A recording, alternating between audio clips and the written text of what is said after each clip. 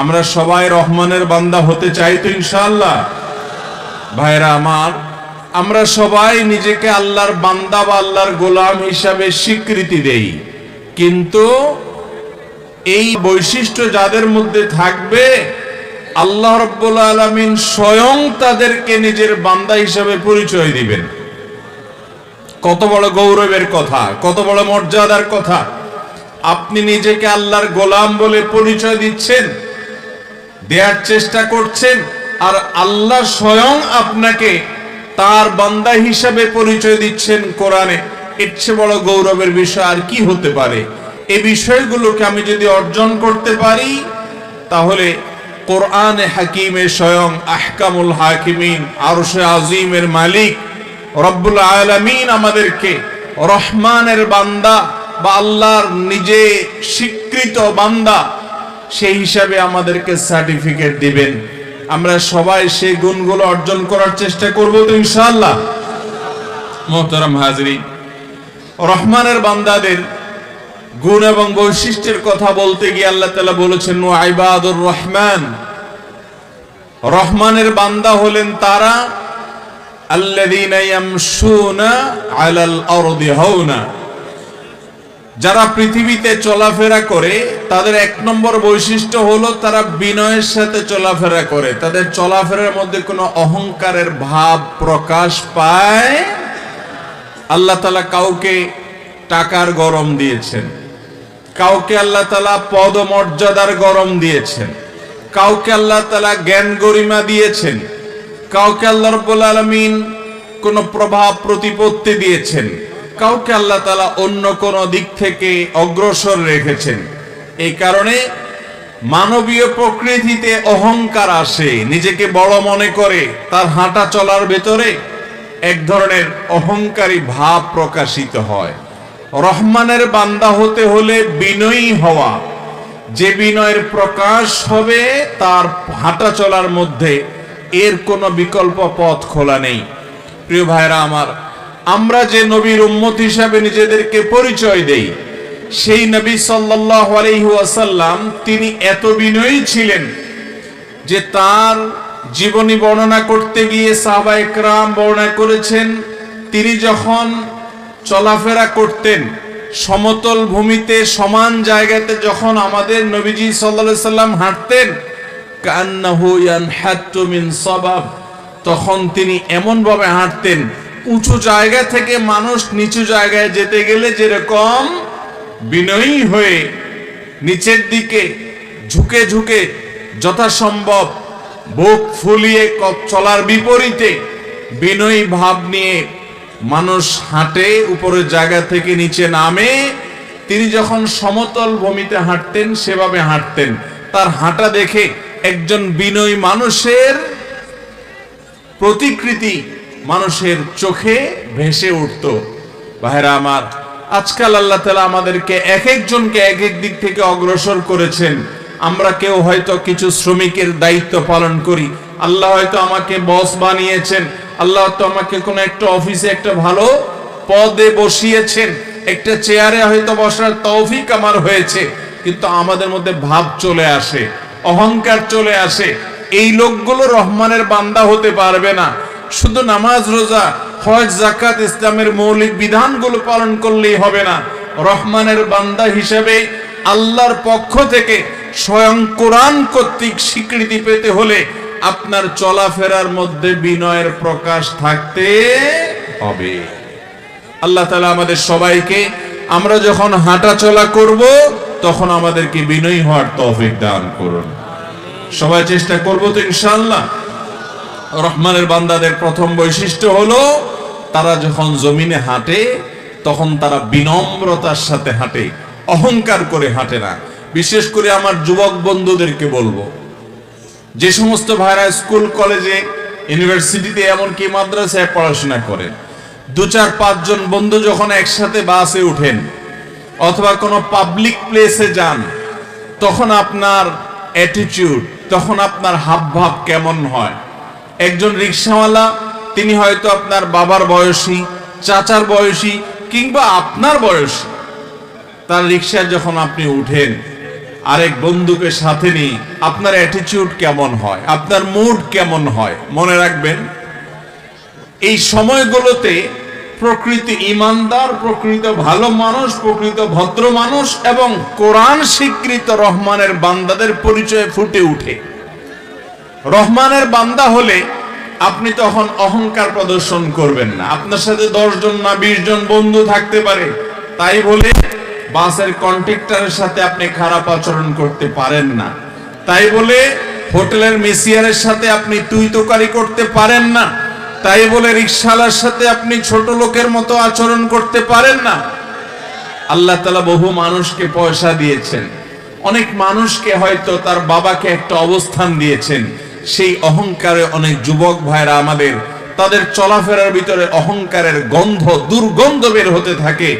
এই লোকগুলো দুনিয়াতে নিজেকে অনেক বড় মনে করতে পারে, আল্লাহর কাছে নিকৃষ্ট মানুষ ছাড়া আর কিছু হতে পারে।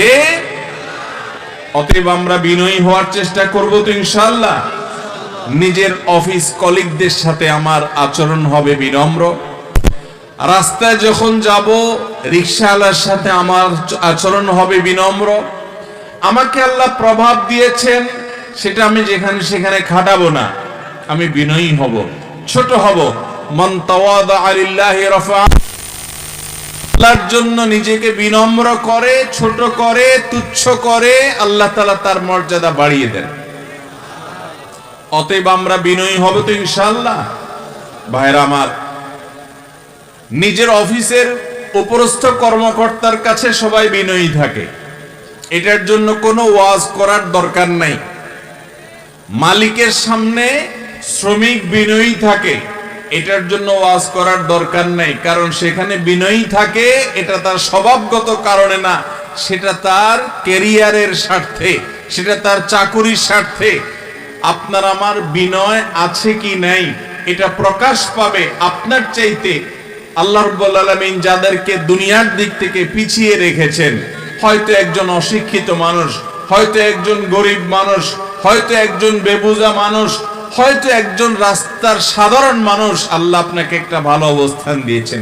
আপনি তার সাথে কেমন অ্যাটিটিউড করছেন, এই জিনিসটাই আপনার বিনয়কে প্রকাশ করবে। আমাদের প্রিয় নবী সাল্লাল্লাহু আলাইহি সাল্লাম এমন এক নেতা ছিলেন, সারা পৃথিবীর মানুষ এইরকম নেতার কথা শুধু কল্পনা করতে পারে, বাস্তবে এরকম নেতার চরিত্র কখনো মানুষ নিজের চোখে দেখতে পারে না। রহমানের যে বান্দা, রহমানের বান্দা হিসাবে আল্লাহ রাব্বুল আলামিন যাদেরকে স্বীকৃতি দিবেন, তাদের বৈশিষ্ট্য হলো ভাই, তারা তাহাজ্জুদের নামাজ পড়বে, তাহাজ্জুদের নামাজ পড়বে।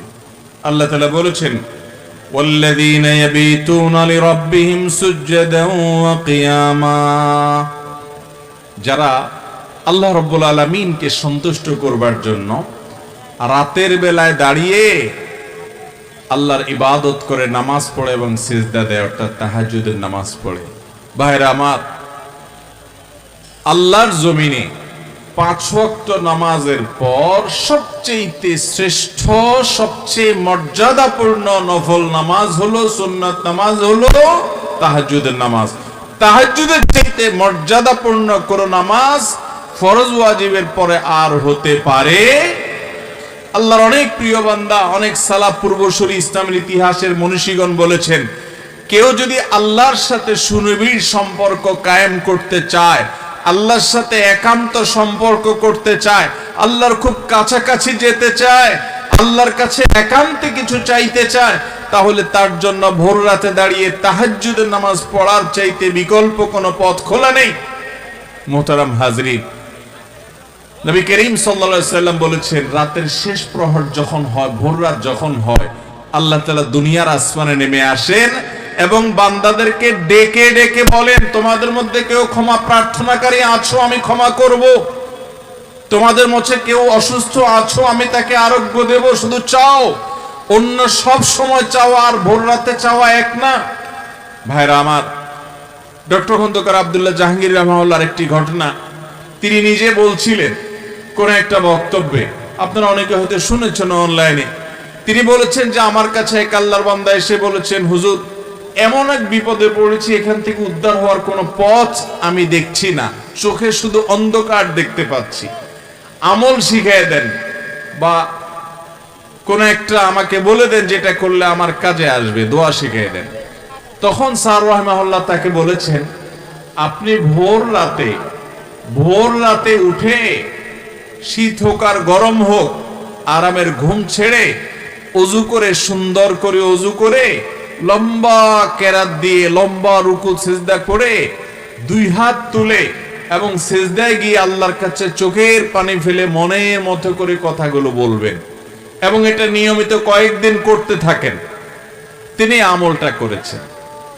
স্যার রাহমাহুল্লাহ বলেছেন, কয়েকদিন পরে লোকটা আমার কাছে আসলো, এসে বলছে যে ভাই, আমার নিজের কাছেই অবিশ্বাস্য মনে হচ্ছে যে আল্লাহ তাআলা আমাকে এইভাবে উদ্ধার করবেন আমি কল্পনাও করি নাই, আমার সমস্যাটার সমাধান হয়ে গেছে।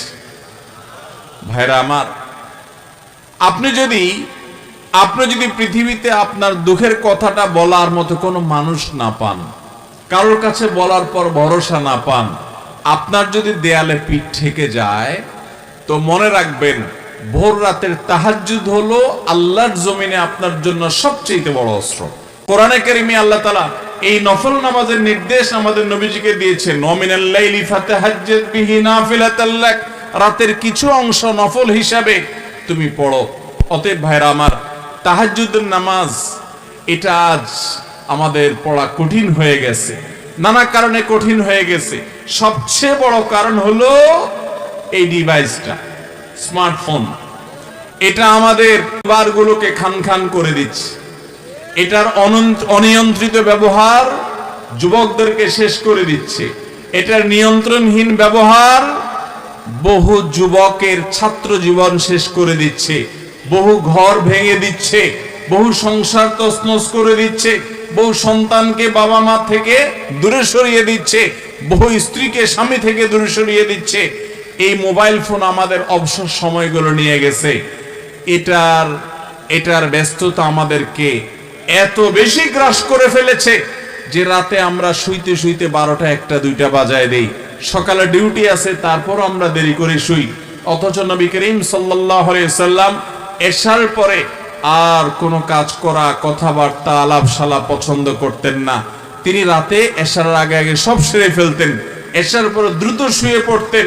এখন বিজ্ঞানীরা বলে এশার পরে যদি তাড়াতাড়ি শুয়ে পড়ে, অর্থাৎ রাতে যদি প্রথম অংশে মানুষ শোয়, তাহলে সেটা মানুষের বডিতে ইমিউন সিস্টেমকে স্ট্রং করে, মানুষের রোগ প্রতিরোধ ক্ষমতাকে বৃদ্ধি করে। আমার নবী সাল্লাল্লাহু আলাইহি সাল্লাম সেই 1450 বছর আগেই বলে গিয়েছেন যে রাতের প্রথম অংশে ঘুমাতে হবে। শয়তান আমাদেরকে ঘুমাইতে দেয় না, 12টা 1টা 2টা মতো মোবাইল টিপাটিপি করি। তাহাজ্জুদ তো দূরের কথা, ফজর পড়াই কঠিন হয়ে যায়। ভাইরা আমার, একটা মোবাইল যদি নিয়ন্ত্রণ করতে না পারেন, ফেসবুক, ইউটিউব, টিকটকের মতো অ্যাপস গুলো যদি কন্ট্রোল করতে না পারেন, আল্লাহর কাছে জান্নাত দাবি করবেন কোন আশা? অতএব চেষ্টা করব তো ইনশাআল্লাহ। এশার পরে আর কোনো মোবাইল টিপাটিপি না ভাই, কোনো আলাপ সালাপ নাই। দ্রুততার সাথে যত তাড়াতাড়ি সম্ভব বিছানা চলে যাবেন। শীতের রাতে যদি আপনি তাড়াতাড়ি শুয়ে পড়েন, 9টা বা 10টার ভিতরে যদি আপনি ঘুমায় যেতে পারেন এবং ঘুমের আগে যদি অহেতুক মোবাইল টিপাটিপি না করেন, তাহলে শুইলেই ঘুম আসবে। দেখবেন ভোর রাতে এমনি ঘুম ভেঙে যাবে এবং তাহাজ্জুদ পড়া সহজ হবে। বিশেষ করে রমজান মাসে সাহারি খেতে সবাই উঠেন কি উঠেন না?